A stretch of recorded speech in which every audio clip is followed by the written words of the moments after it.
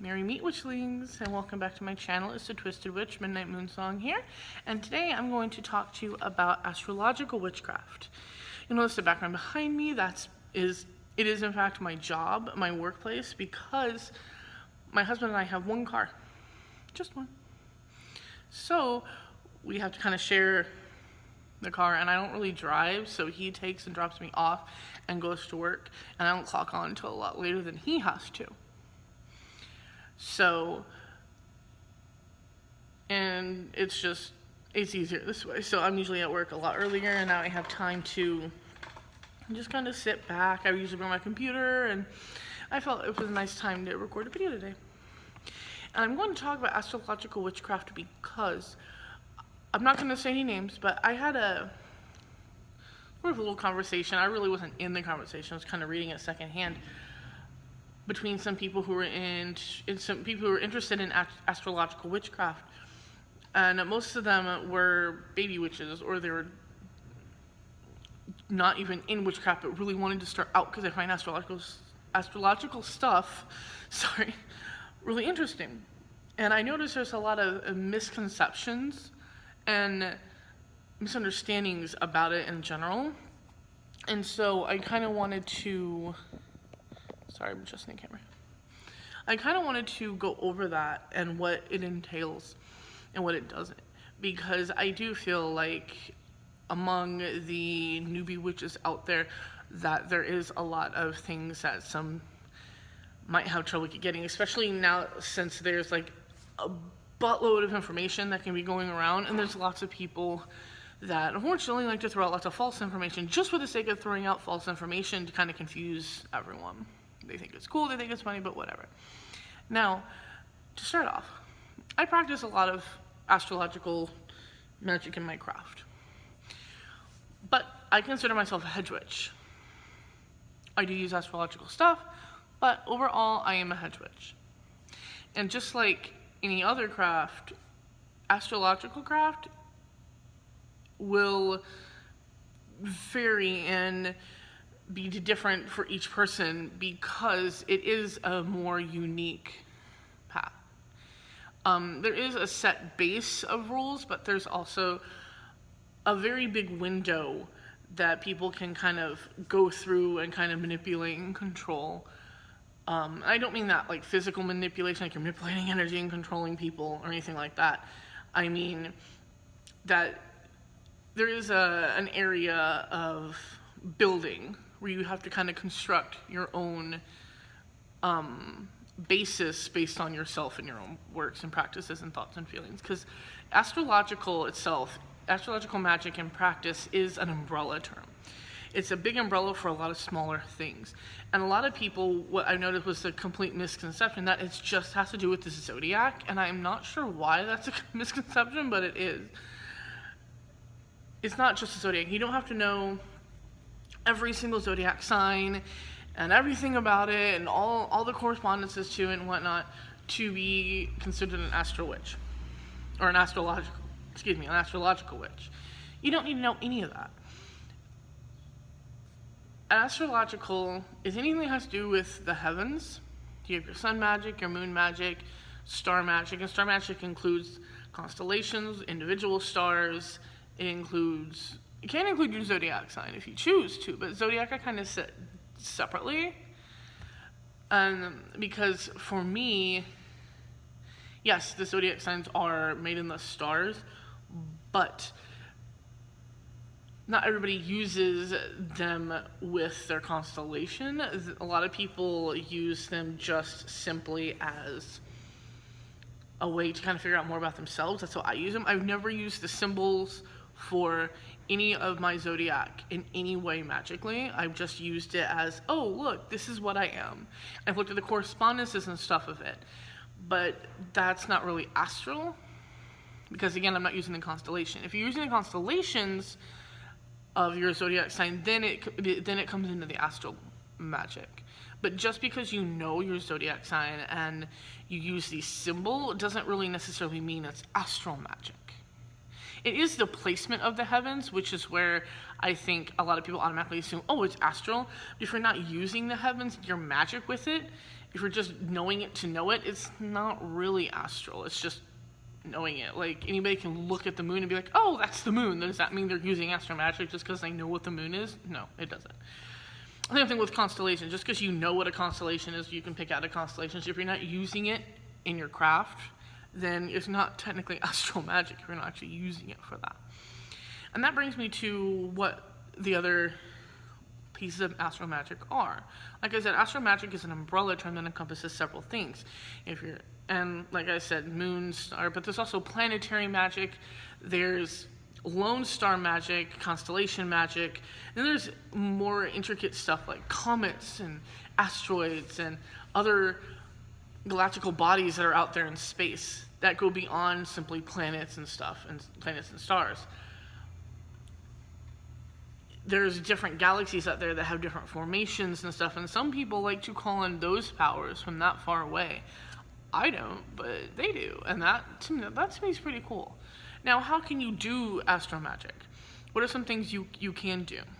Well, I've heard that, I don't do this. I think this is a very beautiful thing, but I personally just don't do it. But there are people who use star magic that go out and they look at the stars and they make their own constellations. The stars sort of give them a sigil that's written in them. And I think that's really cool. I think that's really, really beautiful. To have a personal sigil of power that comes directly from the heavens like that, from the stars, that is pretty dang cool. I don't personally use it. If it happens to me, if I look up at the night sky and that just kind of happens and I get that imagery going on in my head, oh yeah, I'll use it. But until then, I'm not drawn to actively seek it. And that's fine. Some people aren't. In my astral magic, I use mainly moon, well, new moon mostly. New moon, I use sun, I use some star magic, but when I call in star magic, it's generally stars as a whole, as opposed to one individual star. Every once in a while, I'll pull from one individual star, depending on if it's coming in a specific way, if it has a specific location it's now in, because stars do move, and there are some stars that do kind of move and shift and have different things happen to them. It's really, really interesting. Even if you just want to look at it just for the sake of knowing what spacey stuff is, I would look stuff up like that, because some of it's really, really cool. There's the different astrological phenomena. For example, the Northern Lights is one. There's all this other really, really cool, interesting stuff that actually happens in the sky that you can use magically. But I also use planets, but I don't use every single planet. I use planets when I really feel called to do it, especially if they're in a specific movement or a place. If they're lining up with another specific planet, I generally try to pull in that energy. But there are some people who reach out to other planets that aren't really directly in our solar system. They do research and see all the other so-called planets that are just labeled as sort of a code of numbers and letters. Don't really have an actual name, like Earth, Saturn, Mercury, and whatnot. And that's really cool. I've never reached out to an outside planet before. But if you want to get that mix of that really cool, mysterious energy, go for it. There's so much you can do, and this is where it comes into the personal part of your craft. This is where you get to build, because in doing stuff like making your own constellations and stuff like that, there is a significant amount of personal preference that goes into that. And while the planets do give a base energy, you can use them more in tune with a specific self. Because when you start out, I do recommend starting out, if you just want to encompass astrological as a whole and don't really know where you fit in, start out with your zodiac. Because even if you don't get to pull from that constellation, if that constellation is on the other side of the world or whatever, go to the correspondence, look at what different things make up the zodiac, what parts of the heavens are happening, and discover your zodiac wheel, discover all your zodiac signs, because everybody technically has all the signs, but they're just in different houses. And each different house makes up a different part of us. And each one has a corresponding planet and such. It can get very, very technical. And they go into natal and have all this information. There's like buku loads of information for just one person on each and every planet, and what certain stars were doing and what certain planets were doing at the time of your creation. And it's really, really interesting to figure that stuff out, because from that you can really go into your personal journey. You can, as one person can have Saturn in this type of area in their life, and Saturn governs this particular thing in their life. Well, in another person's life, Saturn's put in a totally different house, in a totally different area, and therefore has a totally different effect on them. And that's where the very unique, broad creation aspect comes in. That's very personal, because tailoring your magic and your craft to your personal self is very important, and looking at what magic that particular planet can draw in for you, as opposed to being stronger in a different area for someone else, is very, what's the word I'm looking for? It can give you a very unique experience. It really can. I like to start with my governing planet. And how you find out your governing planet, you find out your rising sign, or some people call it the ascending sign. And whatever planet is that, belongs to that sign, is your governing planet. And that's supposed to be the planet that mainly governs you. And it has a lot more about you, about energies and stuff that work well with you. So look that up.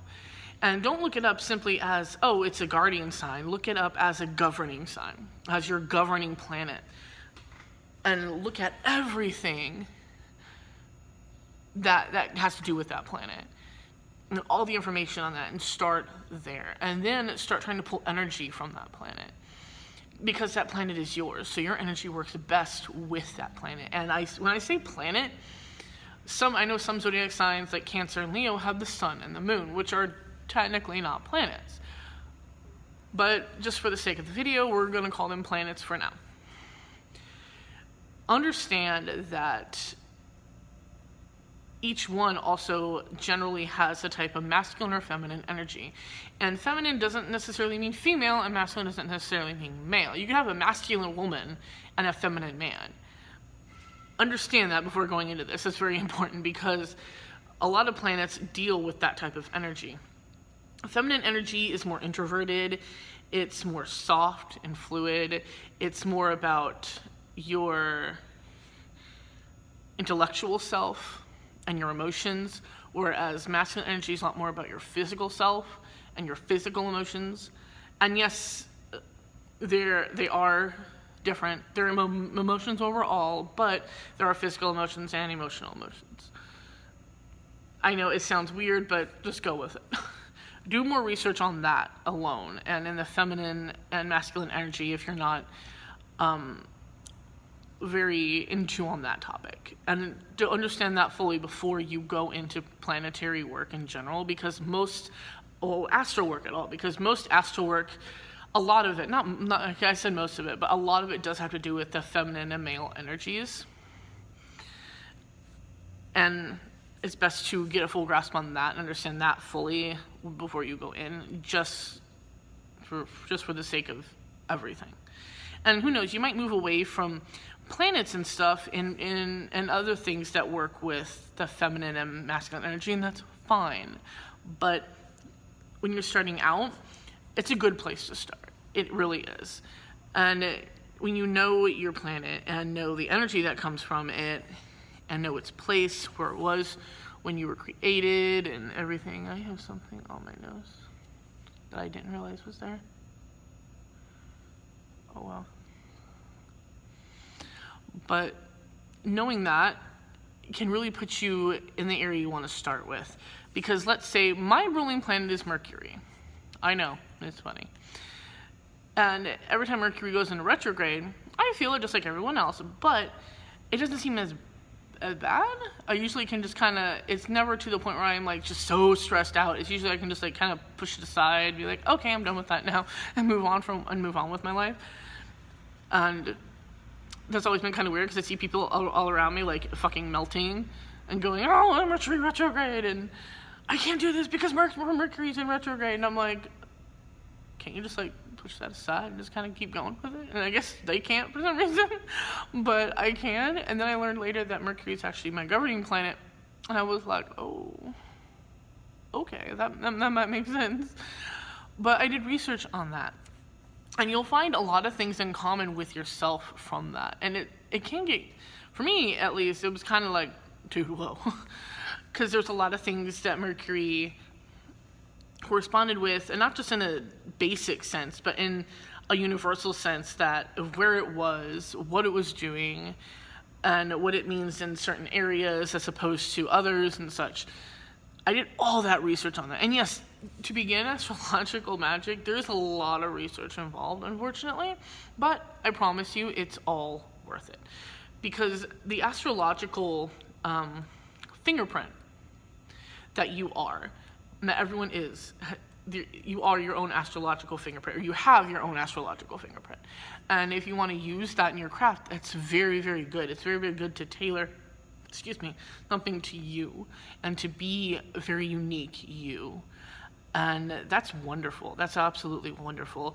Look at the things that planet stands for and go from there.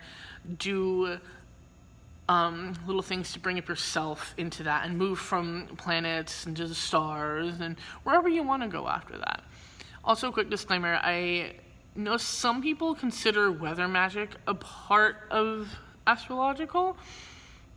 I generally don't, but if you do, that's cool for you. I do weather magic, but I don't like do storm calling or anything like that. I used to a long time ago, but I don't. I just use the energy from the weather at hand for whatever spell, like to strengthen the spell. But some people do consider astrological because it does usually happen within the sky and stuff like that. Like I said, I generally don't. I guess it really depends on what's happening, because I have before seen certain storms and certain things that happen that I would consider astrological. But like I said, it was a very particular time and in a span of everything that was happening at that point, which is why I considered it more astrological. But that's me. If you want to consider it, go ahead. That one's really kind of a iffy either or thing, and again, it's a very personal preference. But yeah, you're unique. And yes, I know everyone's like, you're not a special snowflake.